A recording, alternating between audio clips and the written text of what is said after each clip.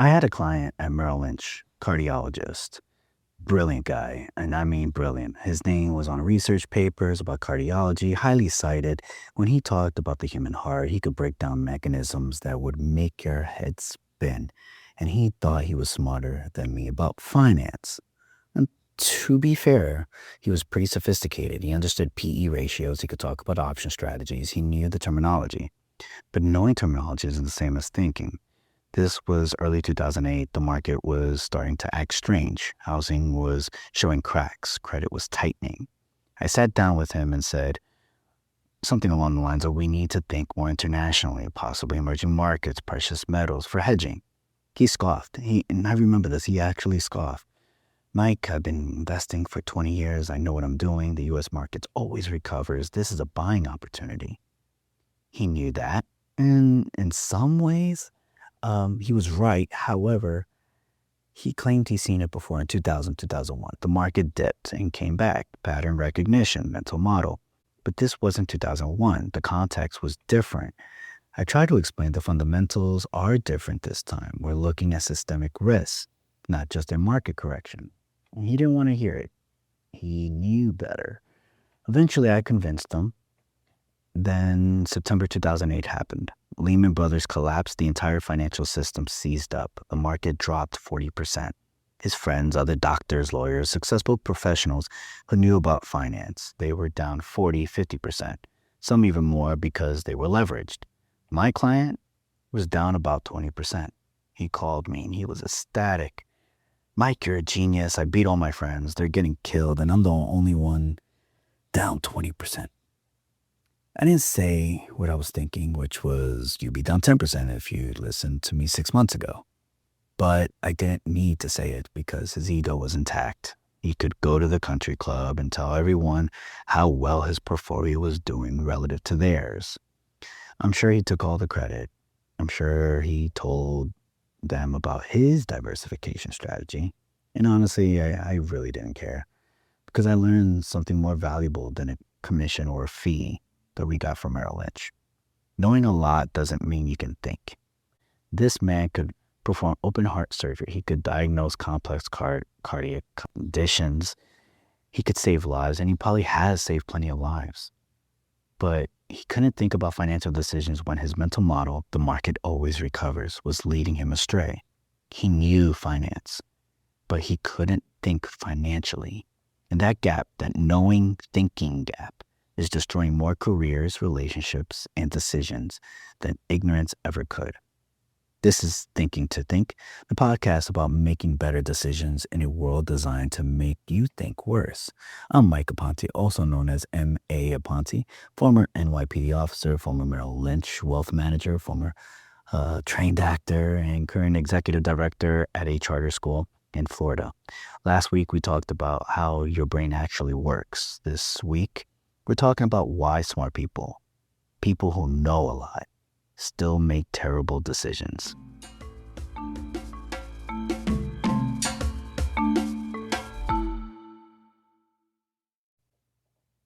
Here's the uncomfortable truth. Education doesn't teach thinking. It teaches memorization. You go through school, you learn facts, dates, formulas, definitions. You take tests, you recall information, you get good grades. And something along the way, you start to believe that knowing things is thinking, but it's not. Knowing is possession. Thinking is process. Knowing is the market always recovers. Thinking is under what conditions does the market recover? What's different this time? What am I missing? Knowing is the student is disruptive because they want attention. Thinking is what's driving this behavior? What need isn't being met? What am I not seeing? Knowing is we're always done it this way. Thinking is why did we start doing it this way? Is the original problem still relevant? What's changed? The knowing thinking gap is the space between what you've memorized and what you can actually do with that information in a novel situation. And most smart people live in that gap without even knowing it exists. Let me break down what the knowing thinking gap actually is and why it's so dangerous.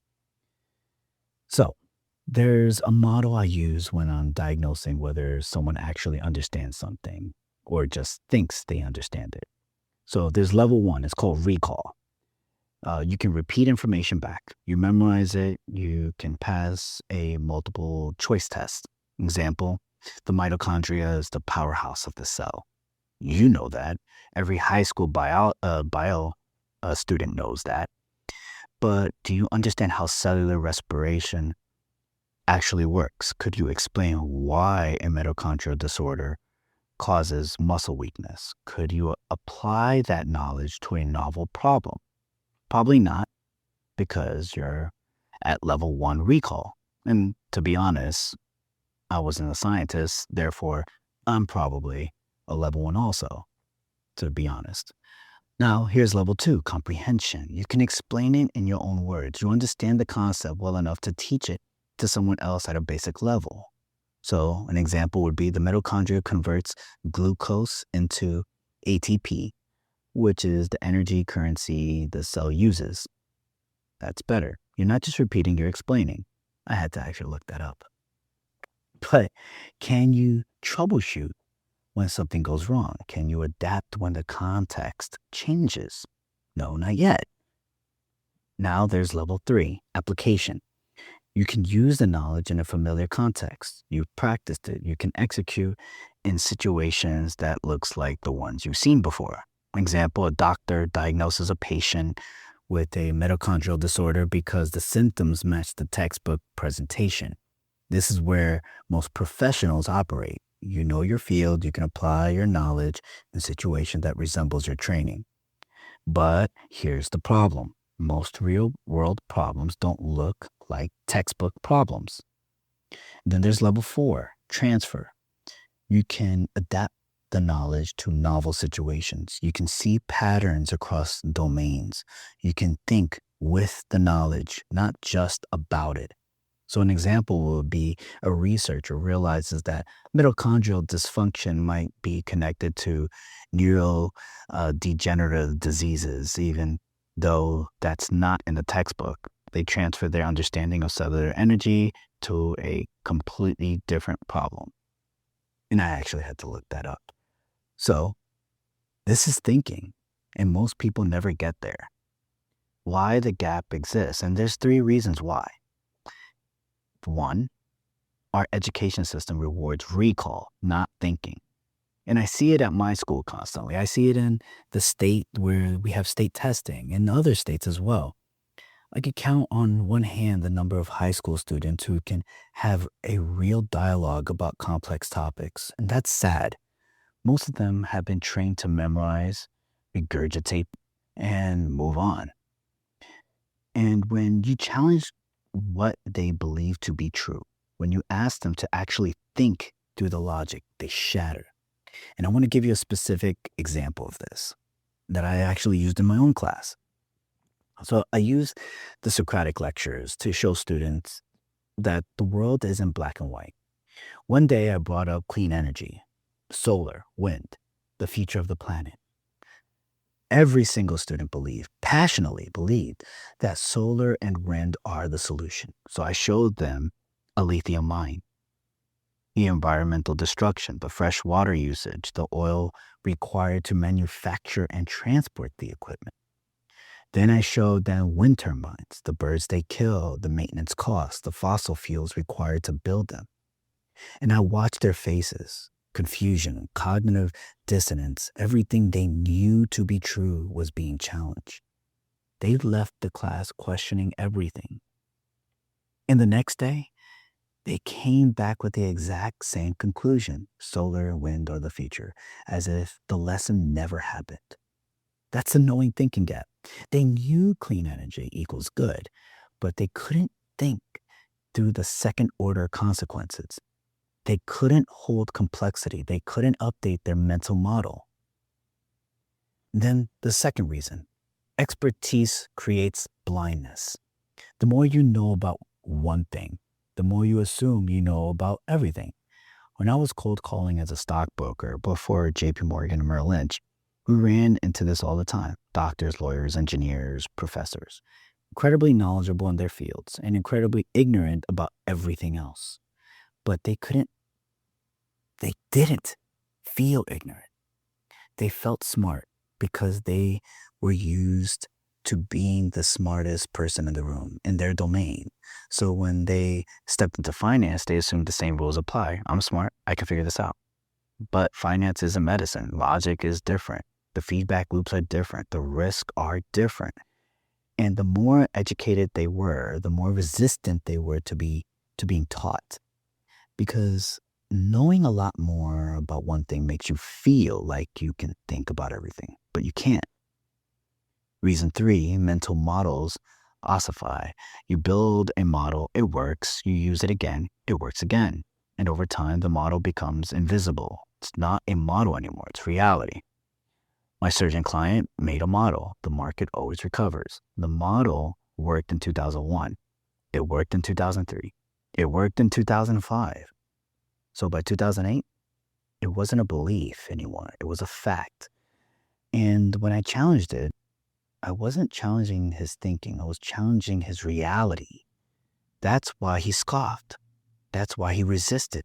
Not because he was stupid, because he wasn't, but because the model, his model, had ossified. So I want to give you a case study, the difference between knowing and thinking. And let me tell you about 2 wealth management firms I worked at. JP Morgan, Chase, and Merrill Lynch at the time was with BlackRock. Both elite institutions, both deal with wealthy clients, both employ smart people, but they think about wealth completely different. At JP Morgan Chase Plaza, there's an entire education and training program. I don't know if it's still around, but it was around when I was there. And they teach you how finance works, interest rates, banking in general, portfolio theory, risk management. You learn the mechanics of money, the technical knowledge, the formulas. You know finance when you read that training. At Merrill Lynch, BlackRock, the training is different. They teach you the psychology of money. Not just how portfolios are constructed, but how clients think about their portfolios. Not just risk adjustment returns, but how people feel about risk. They teach you something that's rarely taught in finance degrees, the art of money. The money is fueled, how it's maintained, how it's expanded, but more importantly, how people relate to it. Because here's the insight that separates good wealth managers from great ones. The technical knowledge is table stakes. Everyone knows it. What separates outcomes is whether you can think with that knowledge in the context of human psychology. My surgeon client knew finance. He could read a prospectus. He understood asset allocation. But he couldn't think financially in the context of his own ego, his own risk tolerance, his own cognitive biases. He knew the mechanics, but he couldn't think through the psychology. And that's the gap. So how the gap shows up in education is relatively the same. I had a teacher at a school, and I'm going to be very vague, expert in mathematics, really knew her stuff, could explain probably calculus 6 different ways. But she was aggressive and mean to students who couldn't connect. She knew math, but she couldn't think pedagogically. She couldn't see that a student struggling with fractions wasn't stupid or lazy. They were missing a foundational concept from 3 years ago. She couldn't adapt her teaching to different learning styles. She couldn't troubleshoot with her explanation. Explanation didn't land because she was operating at level 3, application in a familiar context. But teaching isn't about applying the same method to every student. It's about transferring your knowledge to novel situations, each student being a novel situation. And that's level 4. That's thinking. And I see this constantly in educational leaders too. Principals who know instructional theory but can't think through a discipline problem with a complex student. Teachers who know curriculum but can't think through how to engage a disengaged learner. Other administrators who know policy but can't think through how to actually implement it in a way that teachers will accept. The knowing thinking gap isn't an intelligent problem, it's a transfer problem. So, I want to go back to the clean energy. So, remember my clean energy example with the students. The cognitive dissonance, the discomfort you feel when new information contradicts what you already believe. And here's what happens when people hit cognitive dissonance. There's multiple options, mostly two. Option one, update the model. This is the thinking. I believed X, but this evidence suggests Y. Let me reconsider. Option two, reject the evidence. This is protecting what you know. That evidence is biased, the source is unreliable. That doesn't apply to me. And most people choose option two. And we see this in our current events, in politics, in our society. And it's not because people are stupid or they're stupid, because updating your model is hard. It's cognitively expensive and it threatens your identity. If you've spent 20 years believing the market always recovers, and I tell you that belief is wrong, I'm not just challenging your investment strategy. I'm challenging your competence, your judgment, your identity as someone who knows finance. That's why my surgeon client scoffed. That's why my students came back the next day with the same belief. Because updating the model would mean admitting I was wrong. And knowing centered people can't do that because their identity is built on being right. But thinking centered people, they want to be wrong because being wrong means you get to learn something. So how do you close the knowing thinking gap? Here's what I've learned across my 4 careers. Strategy 1, test your knowledge against reality. Don't just ask, do I know this? Ask, can I use this in a situation I've never seen before? When I was training to be an actor, directors would give you a scene and you'd prepare. You'd memorize your lines, you'd plan your blocking, and then they change everything. Now do the scene angry. Now do it sad. Now do it while walking backwards. Now do it as if you just found out your character is lying. That's not testing your knowledge on the scene. That's testing your ability to think with the scene. The actors who could only perform the scene one way, the way they'd memorize, were operating at level 3, application in a familiar context. The actors who could adapt to any direction, level 4, transfer. Apply this to your own work. If you're a teacher, can you teach the same concept 5 different ways? Or do you only have one explanation? If you're a leader, can you solve problems you've never seen before? Or you only know how to handle a situation that looks like your past experiences? If you're a professional, can you adapt your expertise to a new industry, a new context, a new challenge? Or are you valuable in one specific environment? That's the test. Strategy 2, seek disconfirming evidence. Most people look for evidence that confirms what they already believe. That's confirmation bias. But thinking-centered people do the opposite. They actively look for evidence that contradicts what they believe. My surgeon client should have asked himself, what if I'm wrong? What would have to be true for Mike's recommendation to make sense? But he didn't at the time because he was protecting what he knew, not thinking. Here's a practice I use. Before I make a big decision, I write down what would have to be true for the opposite decision to be the right one. If I'm about to hire someone, I ask, what would have to be true for this to be a bad hire? If I'm about to implement a new policy at school, I ask, what would have to be true for this policy to backfire? This forces me out of confirmation bias. It forces me to think, not just know. And a little other trick, if you're into Dungeons and Dragons or what have you, imagine if you rolled a critical 1. Now, you made a decision, you rolled a critical 1. What happens now? That's called tabletop strategies. Anyway, going back, strategy 3. Teach what you know to someone who knows nothing. The fastest way to discover the knowing thinking gap in yourself is to try to teach something to a complete beginner. If you can't explain it simply, you don't understand it.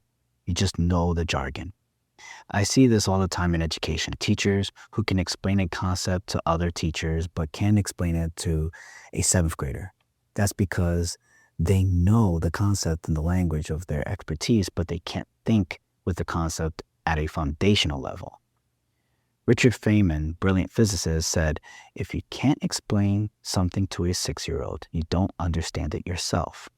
He's talking about the knowing thinking gap.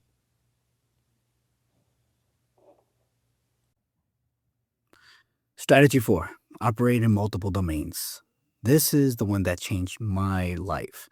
I've been in finance, I've been in acting, I've been in law enforcement, I've been in education, and the single biggest of that career path beyond adaptability is that I can't hide in the comfort of expertise. Every time I switched careers, I went from expert to novice, from knowing to not knowing, and that forced me to think. When you're an expert in one domain, you can coast on what you know. You can apply the same patterns over and over. But when you're a novice, you have to think, you have to question, you have to adapt. That's why I encourage leaders to step outside their domains regularly. If you're a principal, go sit in the corporate boardroom, see how they think about problems. If you're a teacher, go shadow a social worker, see how they diagnose behavior. If you're a finance person, go teach a class, see how you adapt your expertise to people who don't speak your language. Don't just know your field. Think across fields. And if you want to go deeper on closing that knowing thinking gap, if you want frameworks for moving from recall to transfer, from expertise to adaptability, I write a Substack newsletter every week. In the Substack, you will get frameworks for testing your own thinking, downloadable templates for decision making. For the $10 a month subscription, you also get my show notes, more details on the thought process and each episode, as well as some philosophical theories, as well as some of my hardest decisions I made this week, what was my thought process, and my Friday's reflections and additional downloadable templates. So please subscribe, support the show. That would be really appreciated. Next week, we'll be talking about the cognitive ladder, the 5 levels of thinking and how to diagnose where you are and how to move up. If you ever wondered, how do I actually get better at thinking? That episode is for you.